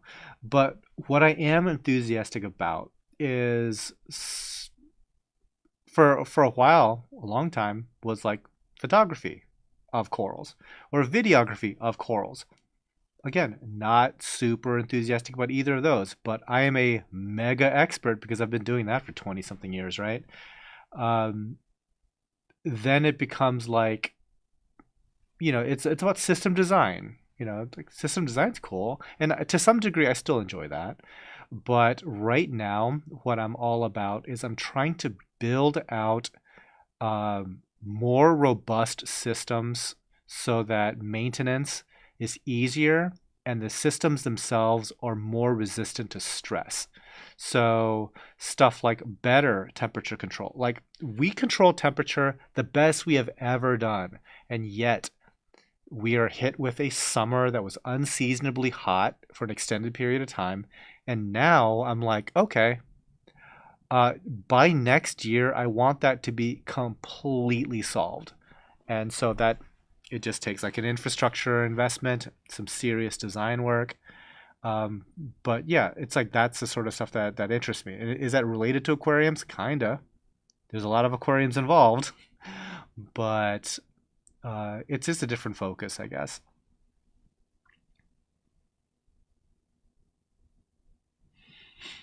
Okay, I can't read this person's name. It starts with RE1. Chicago Aquashello was tight by the coral section. Yeah, so I saw a video of it, and also Brandy, who works for Pisces, which is like more or less like a freshwater substrate company. They said that like it was busy, and they did super well at Aquashella Chicago. But it had a good crowd. But again, like I think like just what you just said, the choral only crowd at a mixed show like that, it might be slow. And I think a lot of the conversation is going to be somebody that has a lizard, and they're going to be like, are these glowing things alive? It's like, oh boy. Yes, they're alive. They're animals, not plants, but they're animals. Yes, it's salt water. How do you ship them? We have to ship them overnight. Yes, they're very delicate. How do I make salt? Oh, we make it like in bags. They make bags. Yeah, cool. That's a very nice gecko. It's like that, but it's going to be, for 2 days.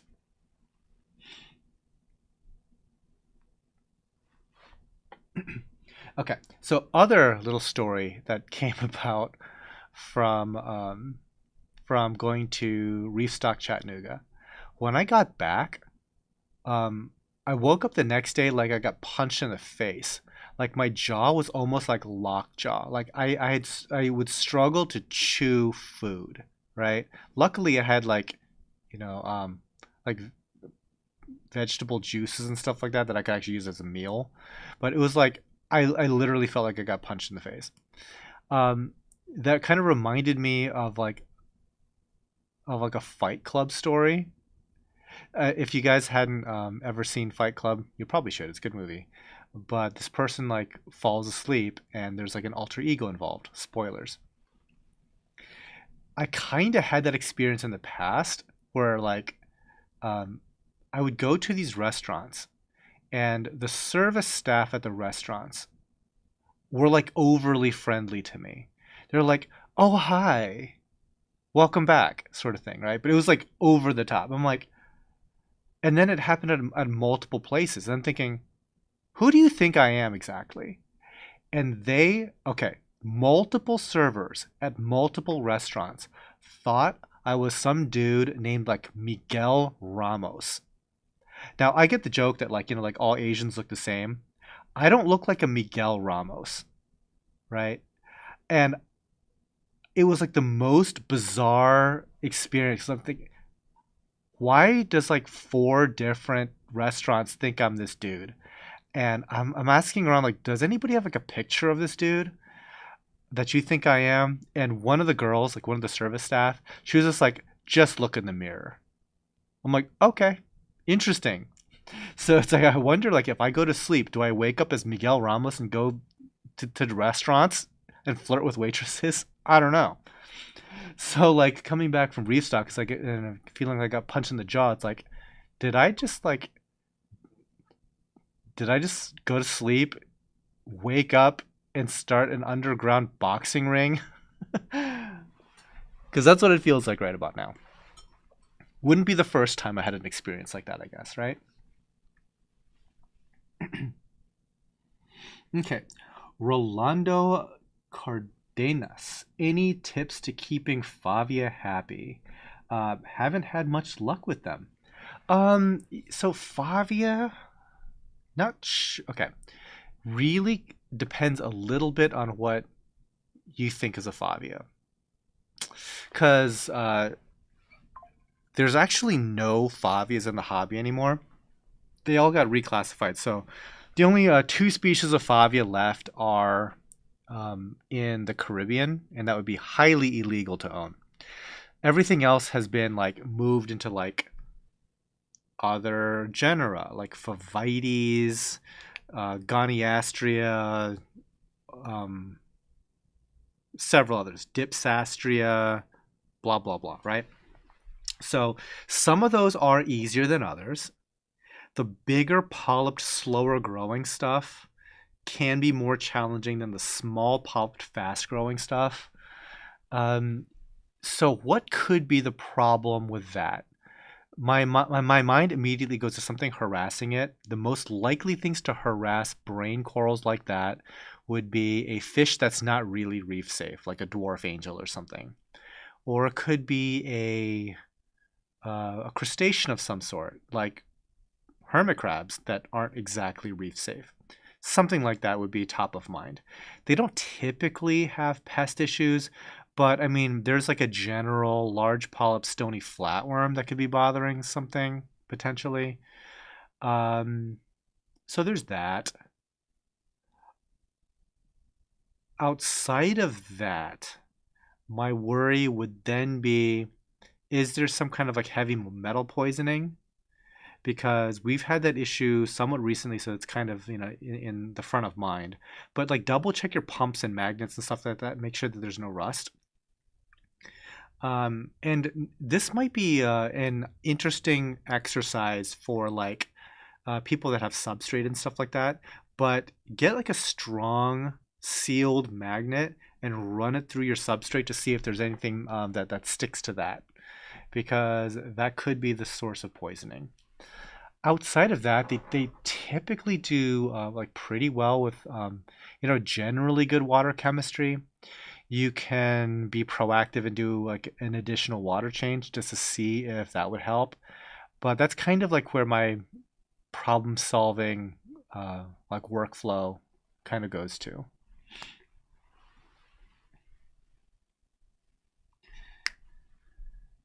Philip, super glad for you and your company and the hobby. My brain can't even perceive how to be profitable as a coral farm vendor. Believe it or not, like during the COVID years, it was really easy. But when the economy tightens down and like the most weird niche of a tiny industry, yeah, you're gonna kind of feel that. Wonder how much in monthly sales need to happen to be profitable. Um, Depends. It depends on where and who you are. Like, we live in basically Central America level Ohio. So like if you get like a Guatemala budget, you'll probably do okay in like rural Ohio. Some of my competitors, they're in LA. Like they're paying that LA rent. They're paying that LA insurance, which matters when there's like flash fires and earthquakes and stuff. Um, they have to pay for that LA electric. But you also benefit from having like LA customer base locally. You have access to, a lot of the wholesalers and stuff like that. So it's just super different depending on who and where you are.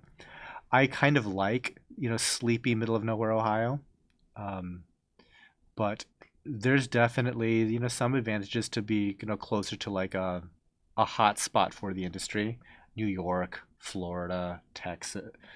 Texas, is it? Is it though? Texas with an asterisk, and Southern California. Be the Fountain. What's up, Brandy? I told him the story about our championship winning aquascape. I've only lost Favia because something was eating it. Feeding it may help. Good idea. Wesley is asking, do you prefer bare bottom or sand? I like the look of sand. The crowd here, as far as like the staff, hate sand. They hate it. They hate the idea of maintaining, which they don't even do. They don't maintain anything as far as sand beds go here, but they hate it. So I would have like a revolt on my hand. Yeah, sorry, somebody's texting me. My phone's not on silent. Um, yeah, so they would have like a total revolt here. So we use primarily bare bottom here. Aesthetically, I think sand looks better.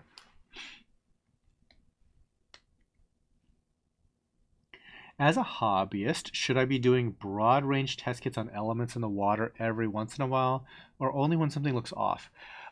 There is an argument that I would say where it is good to, okay, this is going to answer your question in a roundabout way. I think if I was to be a hobbyist now, I would probably look at doing an ICP test once every month to 2 months.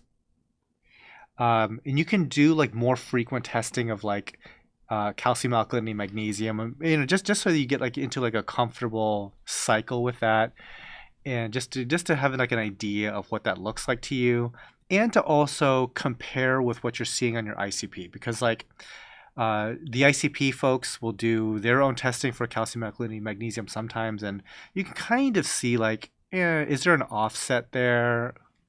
Who knows, right? But also in that time, just for your own personal records, you don't have to be like a YouTuber or anything, but take some pictures, take some video of your tank, okay? Because your memory of what your tank actually looked like is borderline trash. When you look back at actual video to double check to see what stuff looked like back when, super helpful. Sometimes that colony did grow and you were like, oh, well, I'm on the right track. Things are looking better than I remember. Sometimes you look back and it's like, well, you know what? My color is way bad. What's actually wrong? So having kind of like the visual journal of your tank along with like the printed out hard data, and not to say that ICP is perfect. It's really not, but it's something. It's something that you can point to. It is something that you can put into a spreadsheet and graph. And as long as you like keep up with that, you can kind of see trends occur. And again, it doesn't have to be even every month. It could be like every 2 months. That's like 6 times a year. It can be very helpful. Very, very helpful. And you can just do like the most minor of tweaks. Maybe that tweak is like an additional water change, that sort of stuff, right? If you wanted to get into like dabbling with certain like trace elements and stuff like that, at least you've been testing for it. So that's how I would personally approach it. But it is not good enough just to have the numbers and your memory. Having the pictures and having like a nice organized like folders for like like by month and year or whatever you want to do, super helpful. Plastipede, good afternoon, everybody. Good afternoon. You got in just before the end. I think we're in the home stretch now. Okay, Taylor, last live you told me I may have heavy metals in my tank, and you were right. My Coopersorb depleted so fast once introduced. Sorry about that. Hopefully, you're able to identify the source of the heavy metal poisoning. The reason why I keep on bringing it up is because I know that not a lot of people pay attention to it. And I think it happens a lot more than we give it credit for, because magnets are really convenient and they're very inconvenient to have completely safe and sealed. And time and salt water does a number on a lot of things. So it's very good to like go through and audit your stuff. Like we do it all the time. Right now, I think that we put our feeding stuff, like our feeding magnets, longer in our tank than I would like. They should be removed more frequently, but we feed so often. So anyway, check your stuff. Be the fountain. Heavy metals are why I lost most of the corals in my tank a few years back. Would have never known without ICP testing. And again, ICP doesn't have to be perfect. If you're running like, ballpark numbers of something not great, there's a problem. It's not really meant to be like, oh, we need to like tweak and hit specific numbers. That's probably not a great way to use ICP. But if you're detecting 0 on stuff that shouldn't be 0, that's bad. If you're detecting high in something like toxic, metal, something or the other, that's not great. It's good to knock some of that stuff down. Which invert is the absolute proven best that will consume green hair algae? So here's the thing about green hair algae. If it is longer than that, a lot of things won't touch it. So your best bet is to go through with a toothbrush and knock down as much of that as possible to give your herbivores a chance. Like if you imagine cows, like which is the best herbivorous cow to eat oak trees? Well, any cow would do if the oak tree was a 5-inch stem.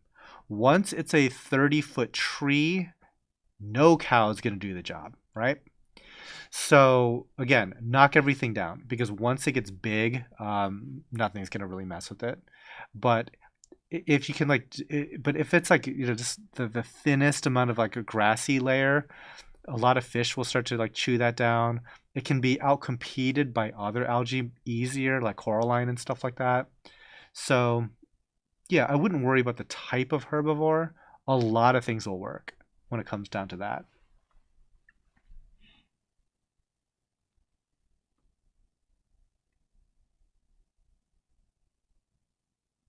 Crazy Bear, what light settings do you think look best using radions? And do you have a favorite gen? Thanks. My favorite generation is generation 4. And I think we're on 6 right now. 5s are okay. We have a lot of 5s. What settings? Blue-ish plus-ish. It's you kind of don't have to choose. You can ramp it through a bunch of different looks over the course of the day.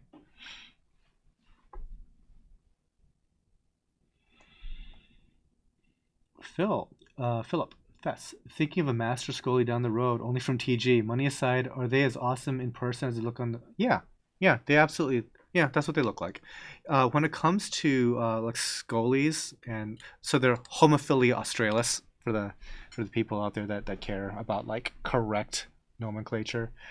They are very consistent to what they photograph as. Very consistent. We have like a small little one that I think we're waiting to put back on the site. We had 2 of them. One of them sold, and the other one, like, for some reason started to struggle. And so we put that one back into quarantine, and now it's back to like 100%. And I think we're probably going to reshoot it just in case, because it's been like, a month and a half. But then we'll get him back on the site. But he's looking really good now. That's why I like Octo Aquatics. He's expensive, but all the magnets are in clear acrylic, so you can visually check the integrity. That's kind of cool. Yeah, so it's not there's no guesswork to it. You can see it. By the way, we are into overtime, so we will finish up with our last little bit of questions, and I will say my thank yous, and we will get out of here so we can watch Collegiate American Hand Egg for the rest of this evening. Any suggestions on a healthy, curious, grazing copper band but not showing interest in frozen foods? Boy, that's a tough one, Taylor. Okay. This is something that I will first direct you to my podcast with Elliot from Marine Collectors. At one point, or maybe even in two different podcasts, we talk specifically about copper bands. Copper bands ain't no dummies, okay? They are as particular about food as I am. So, it turns out that the type of frozen food matters. How much you rinse the frozen food matters. I never thought that would be the case. Once we started to rinse the frozen food that we had, they started to eat it more. Interesting, right? They went to PE mysis more than the other stuff that I had. So specifically, PE mysis is a good thing to start with. I happen to have good success with frozen clams. Like it's what kind of clams are they? I'm not even sure. But frozen clams were very good. And we actually have one copper band here that will only eat frozen clams, won't eat any other seafood. Bizarre. But he's now doing well because we found something that he actually will eat. But it really is kind of like giving them a chance to try these different foods. The rinsing of it was kind of the revelation after talking with Elliot. Like I didn't realize just that they don't like the overwhelming oiliness of a lot of foods. So that's something that you can try.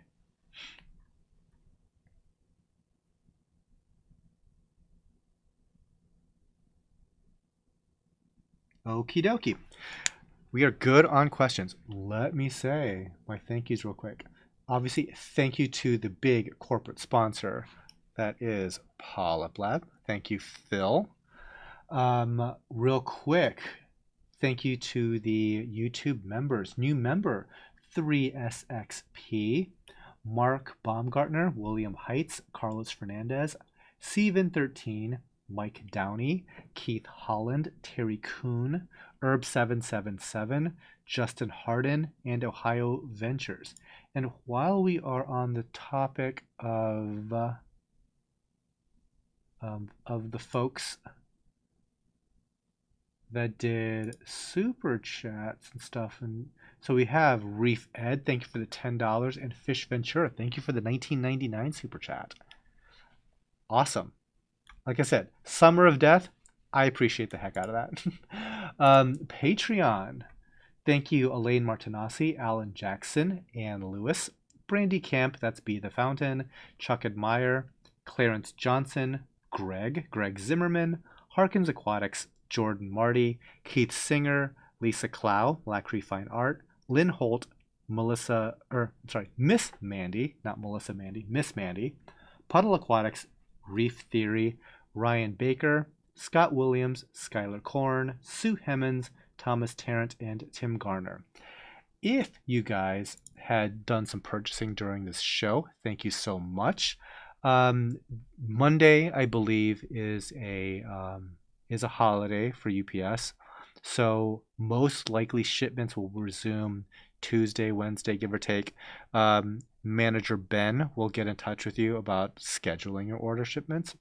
And again, thank you guys so much for attending the show.